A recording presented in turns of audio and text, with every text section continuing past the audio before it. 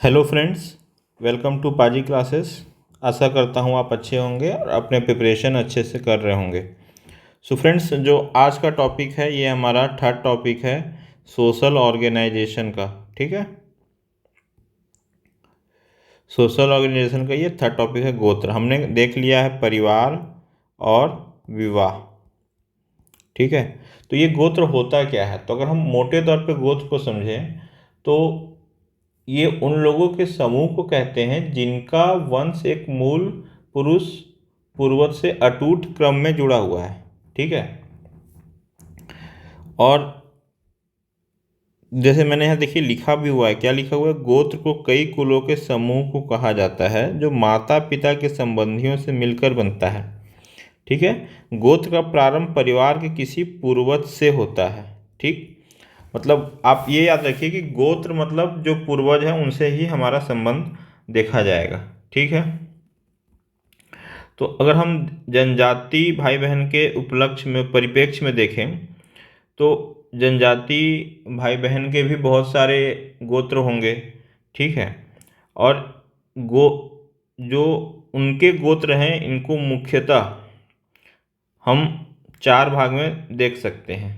अब जो इनको डिवाइड किया गया है ना, इसका जो बेसिक क्राइटेरिया है कि वो कितने देवताओं को मानते हैं। ठीक है, कुछ गोत्र होंगे जो वो चार देवताओं को मानते होंगे, कुछ गोत्र होंगे वो पांच देवताओं को मानते होंगे। ठीक है, सो हम देखते हैं कि उनको क्या बोलते हैं। ठीक है, सो ये हो गया। देखिए, अगर ऐसा गोत्र जो चार देवताओं को मानता है, ठीक है, उसको हम बोलते हैं नालुंग पेन। ठीक, सिमिलरली जो जो गोत्र पांच देवताओं को मानते हैं उनको हम बोलते हैं सयुंग पेन, और जो छह देवताओं को बोलते हैं इसको हम बोलते हैं सारुंग पेन, और जो सात देवताओं को मानते हैं उनकी पूजा करते हैं इनको हम बोलते हैं येरुंग पेन। ठीक है, तो फ्रेंड्स ये जो पार्ट है ना, ये प्री के पॉइंट ऑफ व्यू से इम्पोर्टेंट, आप इसको मार्क कर लीजिए और इसको अपने कॉपी में भी नोट कर लीजिएगा, क्योंकि ये प्री में क्वेश्चन पूछा जा सकता है। पर अब आप बोलेंगे कि ये गोत्र जरूरी क्यों है? तो गोत्र गोत्र से ही क्या करता है ना, गोत्र इनको संगठित रखती है तथा इनको सुरक्षा एवं दृढ़ता प्रदान करती है। ठीक, अब देखिए जनजाति समाज में होता क्या है कि जो प्राकृतिक चीज़ें हैं जैसे नदी हो गया, पहाड़ हो गया, जानवर हो गए, है ना, पेड़ हो गए, तो इनका एक अपना ही महत्व है ना, इनको बहुत ज़्यादा महत्वता दी जाती है।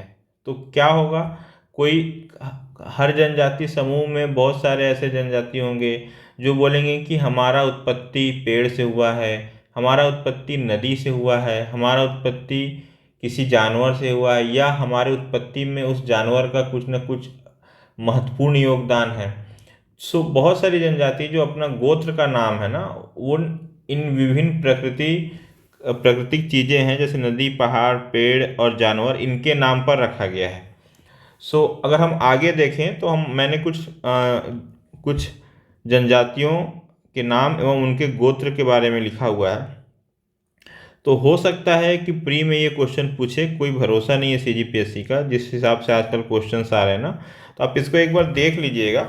ठीक है, तो अगर हम देखें तो जो वो कुंजम है, कुंजम गोत्र है ना, कुंजम जो जनजाति है ये, इनका गोत्र का जो चिन्ह है वो बकरा। कुजूर का हम बात करें तो लता। मरकाम लोग, इनका गोत्र जो है आम। लकड़ा है, इनका गोत्र चिन्ह है शेर। त्रिड़की का बड़ा चूहा एवं नेताम का कछुआ। ठीक है, सो ये तो हो गई गोत्र के बारे में। ठीक है, तो हम गोत्र की विशेषताएं क्या हैं? ठीक है, गोत्र से हमको क्या समझ में आता है? तो अगर हम गोत्र की विशेषताएं के बारे में देखें तो ये हम देखेंगे कि गोत्र है क्या। गोत्र एक बहिर्विवाह समूह है, मतलब सेम गोत्र के जो दो लोग हैं उनका आपस में विवाह नहीं हो सकता। ठीक है, आप इसको ऐसे समझिए ना, क्योंकि गोत्र के सभी सदस्य अपने को एक समान पूर्वज के ही संतान मानते हैं। ठीक है। तो अगर आप देखेंगे तो कहीं ना कहीं वो एक दूसरे के भाई बहन हो गए, तो इस कारण इनके इनके मध्य विवाह जो है वो वर्जित होता है। ठीक है। और मैंने आपको बताया था कि जो गोत्र का संगठन एक समान पूर्वज की कल्पना पर ही आधारित है। ठीक है। अब ये जो पूर्वज हैं हो सकते हैं वास्तविक हो या काल्पनिक हो या पौराणिक भी हैं। मतलब कि हो सकता है कोई अपने आप को भगवान का वंशज मानता हो, किसी भगवान का, कोई कृष्ण भगवान का वंशज मानता हो। ठीक है। कोई मेघनाथ का वंशज मांग रहा है, मान रहा है। तो ये क्या हो गया, ये पौराणिक हो गए वंशज इनके। ठीक है। अगर कुछ प्रॉपर प्रमाण नहीं है तो वो किसी पेड़ को या किसी जानवर को या उनसे संबंधित कुछ जीव जंतुओं को अपना वंशज मानते हैं, तो ये उनका काल्पनिक वंशज हो गया। ठीक है। अब तीसरा देखते हैं, तो जो गोत्र की प्रकृति है वो एक पक्षी होती है। इसका मतलब क्या होता है, इसका मतलब अगर हम देखें तो एक गोत्र में या तो माता की ओर से सब परिवारों का संकलन होगा या पिता की ओर से सब परिवारों का संकलन होगा। मतलब ऐसा नहीं होगा कि आपकी मम्मी का कुछ गोत्र और आपके पापा का कुछ गोत्र, ये दोनों को मिला के एक निष्कर्ष निकलेगा। नहीं, अगर आप गोत्र के बारे में बात कर रहे हैं तो या तो आप जो मम्मी साइड का जो फैमिली है ना, उनके गोत्र को कंसिडर करेंगे, या तो जो आपके पापा साइड का जो फैमिली है, ठीक है, वो किस गोत्र के हैं, उन गोत्र को कंसिडर किया जाएगा। इसलिए हम बोल सकते हैं कि जो गोत्र है वो एक पक्षी होता है। अगर हम गोत्र के प्रकार देखें, ठीक है, तो गोत्र के संरचना के आधार पर इसको हम डिवाइड कर सकते हैं दो प्रकार में। ठीक। एक हो गया भातृदल समूह, एक हो गया द्विदल या युग समूह। इसको ये होता क्या है, इसको हम थोड़ा सा देख लेते हैं। अगर हम देखें भातृदल गोत्र समूह, ठीक है, तो इसका क्लासिफिकेशन बेसिकली SC दुबे। ठीक है। आगे हम इनके बारे में पढ़ेंगे। इन्होंने एक पुस्तक लिखा है द कमार, इनका पूरा नाम है श्यामा चरण दुबे। ठीक। इन्होंने क्लासिफाइड किया है, इन्होंने बोला भातृदल समूह एक हो गया, एक हो गया द्विदल समूह। भातृदल समूह से आप क्या समझ रहे हो, देखो नाम में लिखा है भातृदल समूह। अगर कोई दो गोत्र, ठीक है, दो गोत्र हैं A और B, इनका बहुत सारा प्रॉपर्टी सेम है। अब प्रॉपर्टी से मतलब आप वो प्रॉपर्टी मत समझ लेगा जमीन जायदाद। ठीक है। इनका मतलब ये हुआ कि इनके जो कल्चर्स हैं, ठीक है, इनका जो रीति रिवाज है, इनकी जो मान्यताएं हैं, रहन सहन है, ये लगभग लगभग सेम है। तो ये क्या करेंगे, ये दोनों आपस में मिलकर, ठीक है, एक गोत्र समूह बना लेंगे। तो ऐसे गोत्र को हम क्या बोलेंगे, भातृदल गोत्र समूह। ठीक। अब आ गया द्विदल या युग्म समूह। तो अब देखिए नाम से ही लग रहा है ये द्विदल मतलब दो दल होगा। तो ये इसको हम ऐसे समझिए कि कई जनजाति जो क्या होता है ना, पूरे गोत्र को दो भागों में बांट देते हैं। ठीक है। ठीक। अब वो आपस में अपना स्वतंत्र गोत्र की भांति व्यवहार करने लगते हैं, इसलिए इन्हें द्विदल समूह कहा जाता है। लेट्स सपोज कि पहले कोई गोत्र था A, ठीक। अब इनमें कुछ सदस्यों के बीच में हो सकता है मान्यताओं में भिन्न हो, ठीक है, तो हो सकता है ये डिवाइड हो गए B और C में। ठीक। तो B अपना एक अलग गोत्र स्टार्ट किया और C अपना एक अलग गोत्र स्टार्ट किया। तो ऐसे सिस्टम को हम बोलेंगे द्विदल गोत्र समूह। ठीक है। तो ये हो गया गोत्र के बारे में। हम आगे देखते हैं टोटम। टोटम बेसिकली होता क्या है, ठीक है। तो देखिए टोटम क्या है, टोटम किसी समाज की, ठीक है, उन विश्वास को कहते हैं जिसमें मनुष्य का किसी जानवर, वृक्ष, पौधे या अन्य आत्माओं से संबंध माना जाए। पर ये संबंध माना कैसे जाएगा, ये बहुत इंपॉर्टेंट है ना। आप इसको ऐसा एग्जाम्पल समझिए। ठीक। कि क्यों जनजातियों में जानवर, वृक्ष, पौधे या अन्य प्राकृतिक चीज़ों का महत्व होता है।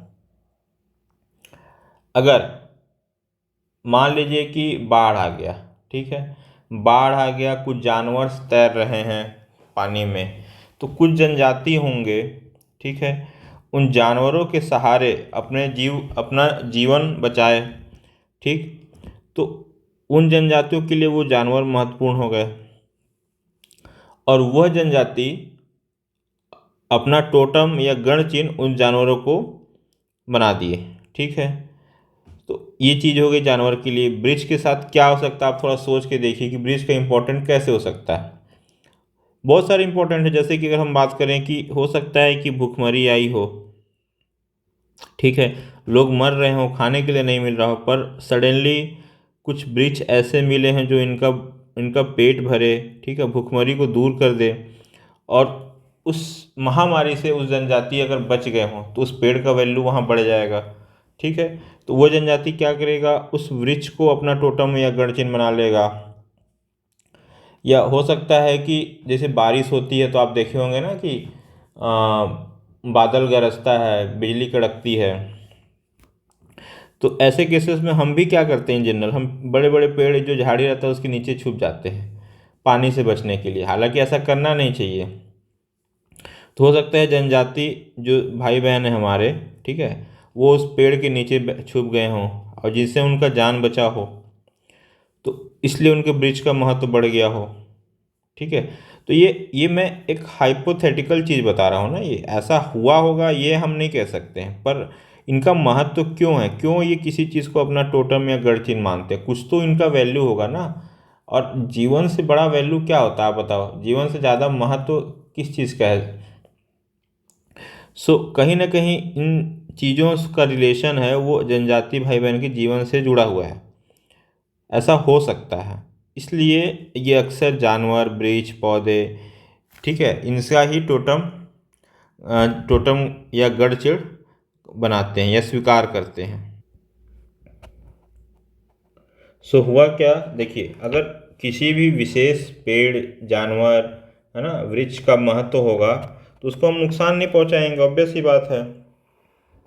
तो जो भी कबीला होगा, है ना, उनका इससे विशेष धार्मिक संबंध माना जाएगा, ठीक है, और इनको जो हानि है ये नहीं पहुंचाया जाएगा। तो हम बोल सकते हैं कि ये जो गड़चिल है, जानवर, वृक्ष, उनको हानि पहुंचाना वर्जित है, ठीक है।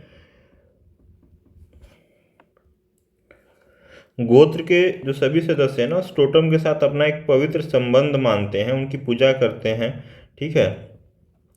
और गोत्र के जो सभी सदस्य हैं उनकी धारणा होती है कि जो ये टोटम है, जब कभी उन पे संकट आएगी या विपदा आएगी तो उस समय वो उनकी रक्षा करेगा या उनको सचेत करेगा आने वाले संकट के लिए, या ठीक है, या किसी तरह की भविष्यवाणी या संकेत देगा कि ऐसा संकट होने वाला है, आप सतर्क रहो, ठीक है। और एक पहलू ये है टोटम का कि ये कहीं ना कहीं जो उनके पूर्वज हैं उनसे संबंधित है, ठीक है। और जैसे मैंने ऊपर बताया था कि समान गोत्र में विवाह वर्जित है, उसी प्रकार समान टोटम या समूह के सदस्यों के बीच शारीरिक संबंध या अथवा हम विवाह बोले तो ये वर्जित होता है, ठीक है। तो ये हो गया हमारे टोटम के बारे में। अब नेक्स्ट जो हम देखेंगे, फ्रेंड्स आज के लिए इतना ही। मिलते हैं नेक्स्ट वीडियो में, तब तक के लिए आप अपनी तैयारी जारी रखिए। Bye bye, thank you, good night.